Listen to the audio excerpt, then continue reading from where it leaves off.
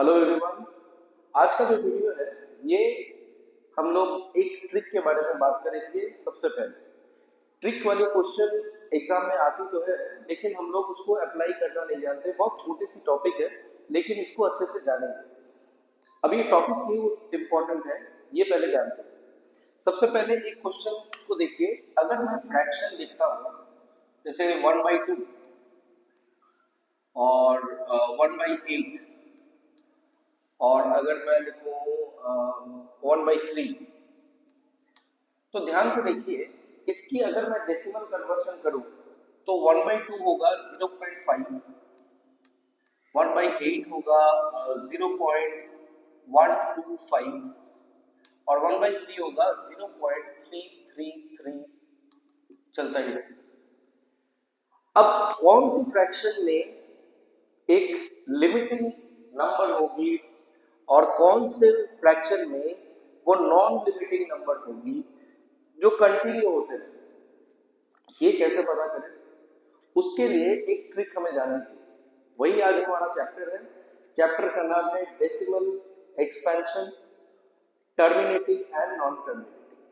तो terminating and non terminating, recurring non recurring के बारे में आज इस वीडियो में जानेंगे, और आगे भी रियल नंबर्स के जो भी पार्ट है उसके बारे में भी जानेंगे। लेकिन ये ट्रिक बहुत इंपॉर्टेंट है क्योंकि बहुत सारे क्वेश्चन ऐसे ही बनते हैं जिसमें हमें इस तरीके के नंबर्स को फाइंड आउट करना। तो आज का जो वीडियो है ये decimal expansion of rational number है, जिसमें हम दो तरीके के नंबर जानेंगे। एक है टर्मिनेटिंग नंबर और दूसरा है नॉन टर्मिनेटिंग नंबर। अब ध्यान से देखिए, नॉन टर्मिनेटिंग और टर्मिनेटिंग की डिफरेंस क्या होती है। लेकिन सबसे पहले हमें जानना होगा कि रैशनल नंबर होता क्या है। तो रैशनल नंबर, अगर हम किसी भी फ्रैक्शन को p/q फॉर्म में लिखे जिसमें p और q ये दोनों इंटीजर्स हो। इंटीजर्स का मतलब क्या होता है? इंटीजर्स दो तरीके के होते हैं, एक होता है पॉजिटिव इंटीजर्स, एक होता है नेगेटिव इंटीजर्स। तो पॉजिटिव और नेगेटिव इंटीजर्स कुछ भी हो लेकिन p और q इंटीजर्स में रहे and q is not equal to 0। अब इसके एग्जांपल्स क्या है? एग्जांपल्स है जैसे 2/3 एक फ्रैक्शन और ये रैशनल नंबर भी है।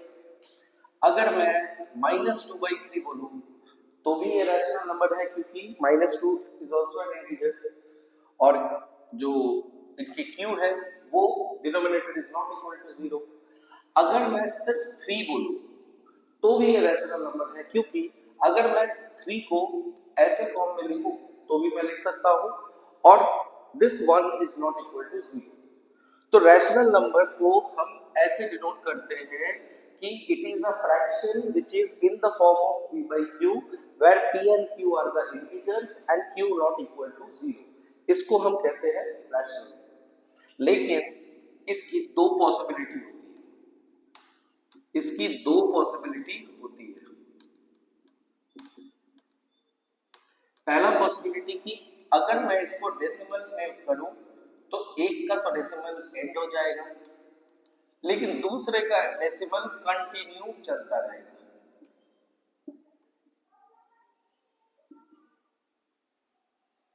क्लियर? अब मैंने एग्जांपल भी बताए थे आपको।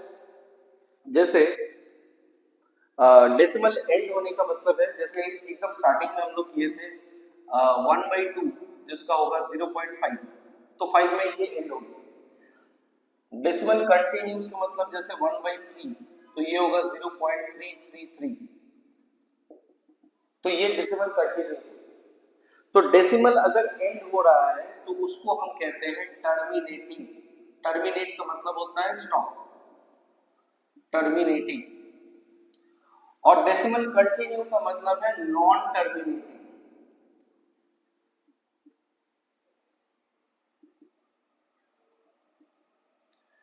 मेरी राइटिंग पे ज्यादा ध्यान मत दीजिए। राइटिंग थोड़ा सा अगर आपको अच्छा ना भी लगे, आपको स्क्रीन पे सारे दिख रहे होंगे, तो अगर आप इसको समझ पा रहे हैं तो ध्यान से देखिएगा।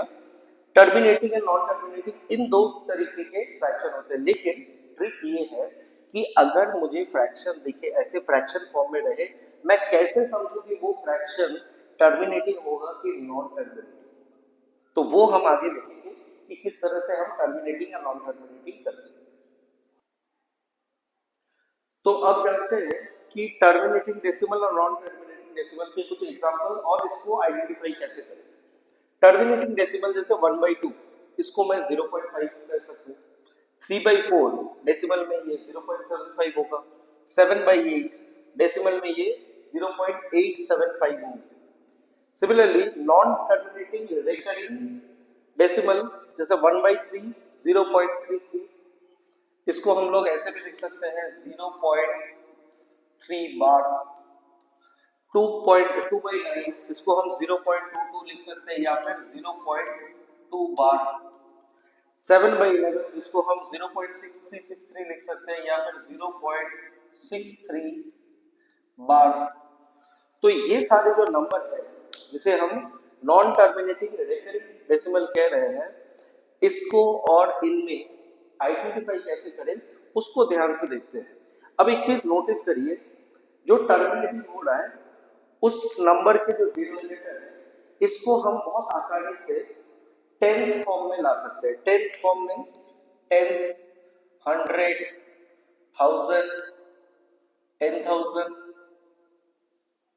लाख, मतलब जो भी 10th के मल्टीपल्स होते हैं इस फॉर्म में ला सकते हैं। फॉर एग्जांपल अगर मैं इसको 5 से मल्टीप्लाई करूं और न्यूमरेटर को भी 5 से मल्टीप्लाई करूं तो ये कुछ ऐसा होगा 5/10।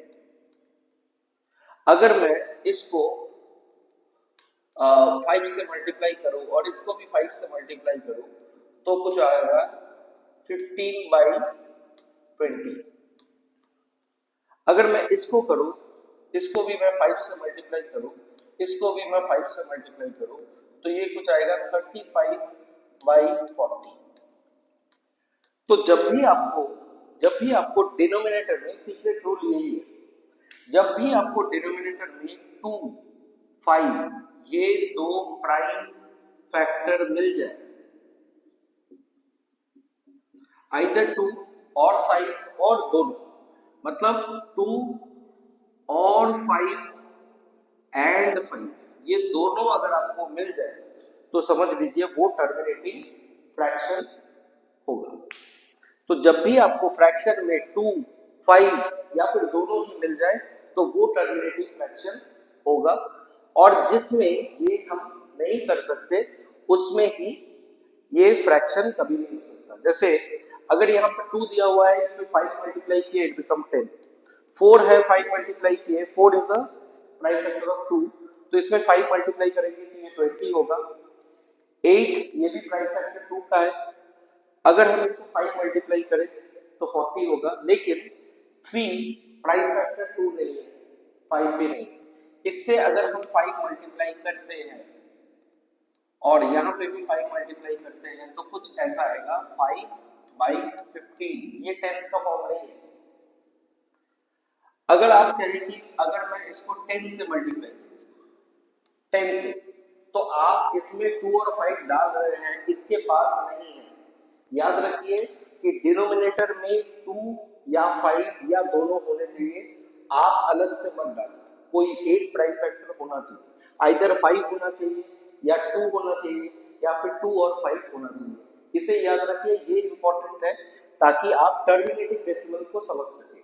और ये सिर्फ आपके रियल नंबर्स के लिए नहीं है, किसी भी कॉम्पिटिटिव एग्जाम्स में भी जब आपको इस तरह के सिंप्लीफिकेशन कैलकुलेशन दिए जाते हैं तो आप इसकी जो सीक्रेट ट्रिक है इससे आपको पता चल जाएगा कि आपका एंड रिजल्ट या डेसिमल फ्रैक्शन क्या होने वाला है।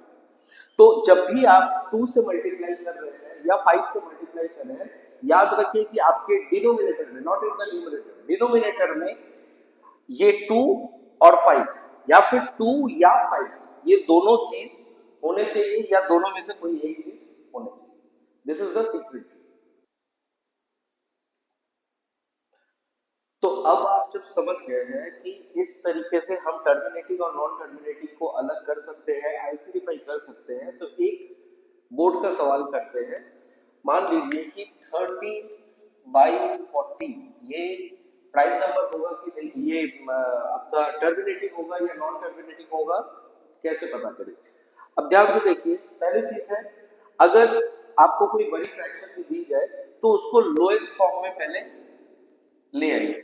लोएस्ट फॉर्म मतलब एकदम से छोटा सा फ्रैक्शन अगर जब तक नहीं होता तब तक आपको लोएस्ट फॉर्म में लाना चाहिए। लोएस्ट फॉर्म में लाने से पहले आप ये चेक जरूर करें कि डिनोमिनेटर में क्या है। अगर मैं 40 को क्या मैं लिख सकता हूँ 8 इंटू 5।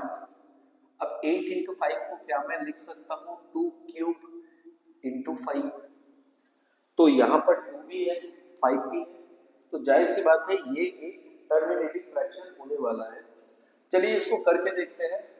13/40, तो हम लोग बचपन में जैसे करते थे, यहाँ पर 0 पॉइंट और यहाँ पर 0 लगाए। 40 3 जा 120, so we got 10. Now 40 0 40 2 जा 80 200 45 जा 200। तो हमारा आंसर है 0.325 और ये टर्मिनेटिंग है। तो हम बस just by looking at the fraction we can find out by the secret.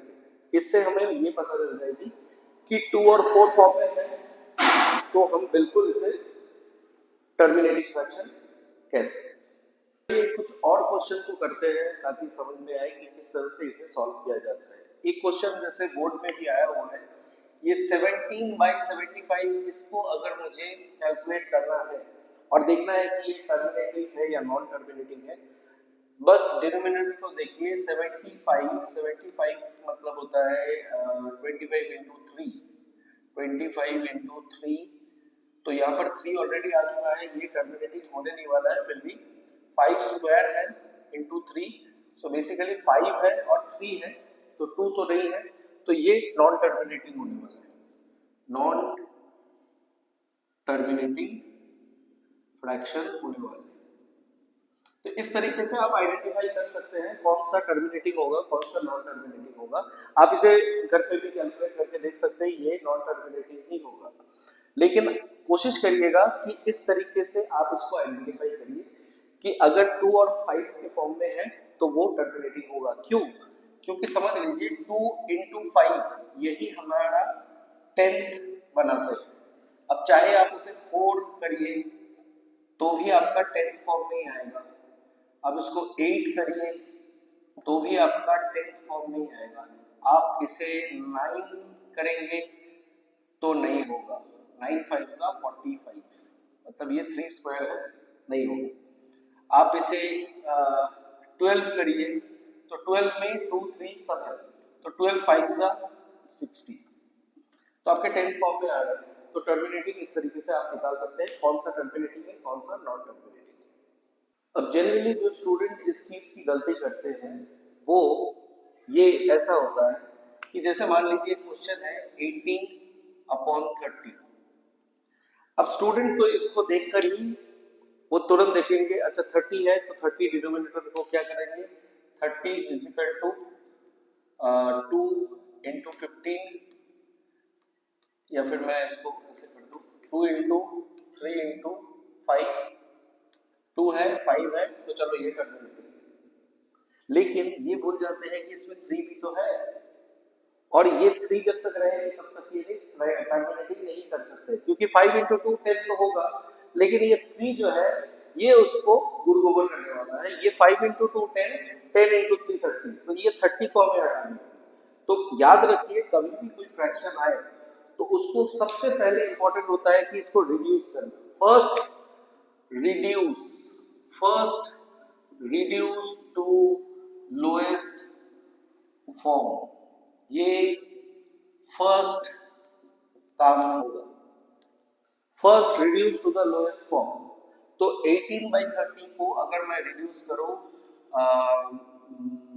3 6 18, 3 10, 2 3 2 5, तो ये अब आया 3/5। और मैंने कहा है कि डिनोमिनेटर में 5 और 2 या फिर 5 या फिर 2, तो 5 है बिल्कुल, अब ये टर्मिनेटिंग हो सकता है। यहां पर अगर आप देखते तो ये नॉन टर्मिनेटिंग होता है, और आपकी क्वेश्चन के आंसर गलत हो जाते हैं, but here we can say it is terminating. तो प्लीज जब भी आपको फ्रैक्शन मिले पहले कोशिश करिए उसको रिड्यूस करना। अगर वो रिड्यूस नहीं हो then you can do the process, लेकिन अगर रिड्यूस हो सकती है तो पहले उसको रिड्यूस करिए, then move to the trick. Board question को देखते हैं। बोर्ड क्वेश्चन क्या कह रहा है कि determine whether the decimal expansion of 77 by 210 is terminating or non terminating। तो फर्स्ट प्रोसेस मेरा क्या होगा, 77 210 को फर्स्ट हम लोएस्ट टर्म में इसको कैलकुलेट करके निकालेंगे। लोएस्ट टर्म मतलब 7 11 730, सो ये बना 11/30। अब चेक करते हैं इनके denominator. Denominator 30 means 2 into 5 into 3, तो जबकि यहां पर 3 आ चुका है तो ये नॉन टर्मिनेटिंग कहलाएगा। वेरी इजी ट्रिक, अगर आपको समझ में आई है, आप किसी फ्रैक्शन में इसे यूज करके देखिए, आपको समझ में आ जाएगी ये ट्रिक कैसे काम करता है। ठीक है, कि हम लोग फर्स्ट वीडियो में यूक्लिड डिवीजन सीखे, यूक्लिड डिवीजन के एल्गोरिथम सीखे, फिर हमने एचसीएफ एलसीएम सीखा, फिर उनके एप्लीकेशन सीखे, और अभी हम लोग टर्मिनेटिंग और नॉन टर्मिनेटिंग फ्रैक्शन के बारे में जान चुके हैं, ट्रिक जान चुके हैं। इसको अप्लाई करिए और मेरे साथ जब भी आप क्लास को देख रहे हैं, अगर कोई भी हेल्प आपको ज्यादा, मतलब मान लीजिए कि मेरी जो भी कोशिश है वो आपको हेल्प हो रही है, तो वो और भी ज्यादा हो सके इसकी मैं कोशिश करूंगा। बस आपको एक चीज करनी होगी कि एक पेन और पेपर के साथ, क्योंकि मैथ्स एक ऐसा चीज है जिसमें पेन और पेपर के साथ जब आप कोई भी चीज को समझते हैं और उसको लिखते हैं, तभी आपको चीजें बहुत आसानी से समझ में आएगी। तो आशा है कि आपको ये सारी चीजें समझ में आ रही है। आगे हम लोग रियल नंबर्स के और 2-3 वीडियो रहेंगे, कंप्लीट हो जाने के बाद हम लोग प्रीवियस ईयर के क्वेश्चन स्टार्ट कर देंगे, और मैं उन्हीं टाइप पे बात करूंगा जो टाइप आपको ज्यादा से ज्यादा बोर्ड एग्जाम के लिए इंपॉर्टेंट हो। तो अगर आप प्रैक्टिस इसे कर रहे हैं तो प्लीज पेन पेपर के साथ प्रैक्टिस करें, मेरे साथ लाइन बाय लाइन आप प्रैक्टिस करें, और हो सके तो जब भी मैं क्वेश्चन आपके साथ शेयर करूं तो उसको पॉज करके पहले खुद से सॉल्व करिए, उसके बाद सॉल्यूशन को देखिए मिलाइए कहां पर आपकी गलती हो रही है। आप देखिएगा इसमें आपकी प्रैक्टिस और भी ज्यादा अच्छे से हो पाई। आज के लिए थैंक यू।